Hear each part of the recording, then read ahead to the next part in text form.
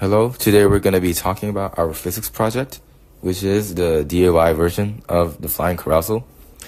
This is the actual flying carousel, a common ride in amusement parks and theme parks. It serves as an excellent example of circular motion. Keep this formula in mind, by the way. It will be very relevant later on. So we raised the question, how does the mass of an object affect its acceleration in a circular motion, according to Newton's second law? To investigate this, we created a miniature version of the ride to represent circular motion with the addition of marbles to represent Newton's second law relating to mass and acceleration. With the use of marbles, we can analyze the relationship between mass, force, and acceleration in a controlled constant circular motion. By doing so, we hope to demonstrate how Newton's second law, stating that force equals mass times acceleration, applies to objects moving in circular paths. Various people may benefit from this experiment, including amusement park operators, engineers, and even designers. By understanding the physics of circular motion, we can help maintain safety and performance, especially when accounting for varying rider weights. Let's move on to material and methods. Our group hypothesis is if the mass on the chair increases, then the acceleration of the circular motion will decrease, which relates to Newton's second law that states the acceleration of an object is directly proportional to net force and inversely proportional to its mass.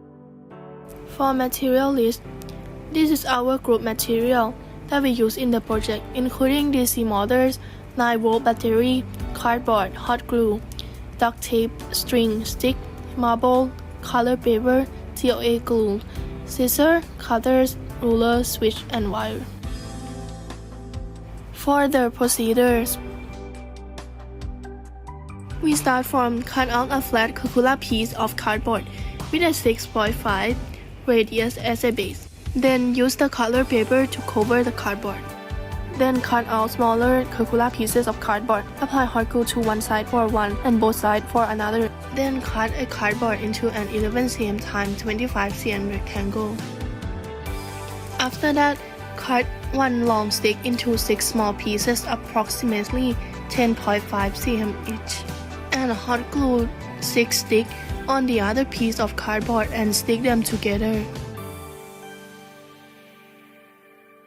Then we made 6 seats with a color paper by cutting paper into rectangles and circles, then gluing small circular paper with a rectangle paper wrapped around half of it.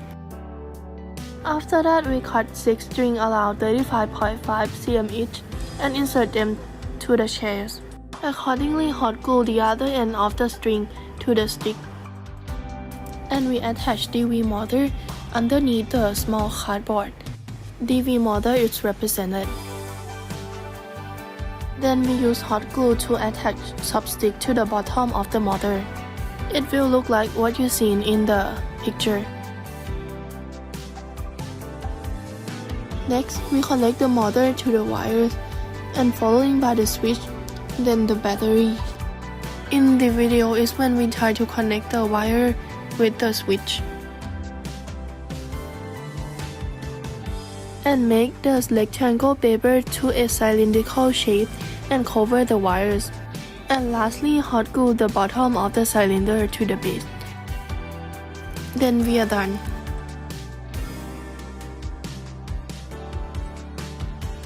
For the testing procedure, there are 2 sets of procedure. The first one is without marbles. Starting from mark the starting point on the top of small circular cardboard. Then connect the wire to the battery and turn the switch on. When the ride is spinning, count the round it spins by the starting point in 30 seconds and record the round of spins. Then do the calculation. Then we do the same but before connect the wire to the battery and turn the switch on. We insert small marbles into each chair one by one. After we receive the result, we do it again but insert large marble instead and record the round of spin, then do the calculation. Let's move on to how we calculate it and how it supports our hypothesis. Starting off with the trial with no marbles, we calculated it to have an acceleration of 8.7 meters per second squared. So how did we do this? First, we measured the frequency by using a time span of 30 seconds and count how many spins it had, which we counted and we got 30 spins in 30 seconds. So the frequency is 1. We plugged it into the equation of angular velocity, which is 2 pi f, to get 2 pi, and then plugged it in again into the equations of acceleration, which is rw squared, where the r is the radius and the one with no marbles measured to have 0.22 meters. And then we used the calculator and all that to get an acceleration of 8.7 meters per second. Again, with the trial with the small marbles, we calculated to have 23 spins in 30 seconds, and then we plugged it in both equations to get the acceleration of 3.9 meters per second squared with the radius of 0.14 meters as it spins. The last trial with the big marbles, where it had the slowest acceleration of 2.2 meters per second squared. Its angular velocity was used with the frequency of 19 over 30, which is 19 spins in 30 seconds, with the radius of 0.14 meters. And so how did these 3 trials support our hypothesis? We can see that with the trial with no weight, there is lesser mass, right? And the one with the big marbles have a greater accumulative mass. Comparing the results, we can conclude that the trial without any marbles had more acceleration of 8.7 meters per second squared compared to the ones with big marbles, which had 2.2 meters per second squared. Let's move back a few steps to talk about how we came up with this idea for the project. Initially, we had to choose between the various topics we learned during the unit, with important topics like Newton's laws and friction. Like mentioned before, we decided to choose between the 3 Newton's laws, and after much consideration, focused on the second law that states that acceleration is directly proportional to net force and inversely proportional to mass of an object. Going through different inspirations, a model that many would visualize the most are models that involve carnival rides. Since the flying carousel can meet the requirements of our hypothesis, we chose to pursue that idea. Throughout this project, we all help each other work to create the flying carousel, but before we did hands-on work, each of us had different tasks to complete. Bang had the role to bring materials and think of a design, while me, Mary, and Mina worked on a proposal and thought of a not-so-clear procedure. Our biggest mistake was to not communicate properly and plan accordingly.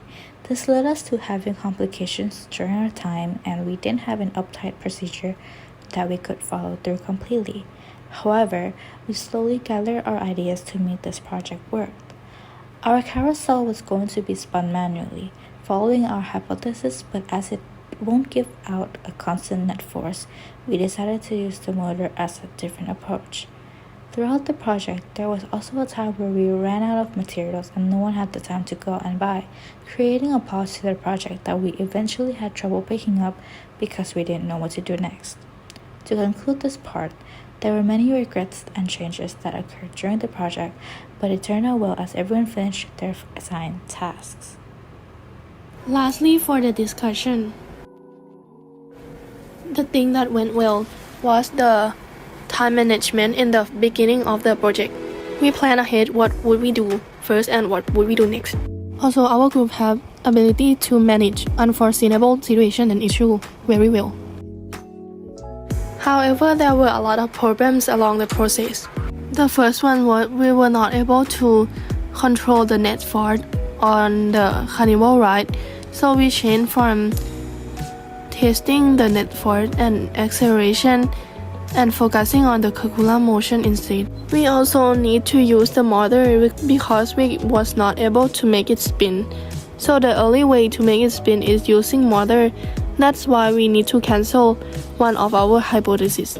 And many times the carnival ride didn't spin because of the battery is running out. So the solution is preparing many batteries for testing the experiment. And during the experiment, we need to use the same battery for the accuracy of the result. So to improve our project, we should manage and plan ahead before trying to make the object, because sometimes it wouldn't work as we think. And for improving our objective, the next time we would test about the relationship of the net force and its acceleration by creating the force controller beside the carnival ride, which was our plan before it was cancelled by the mother. Before we reach ending, I want to thank you to Mr. Tenzin, because our project wouldn't come out this well without you. Thank you.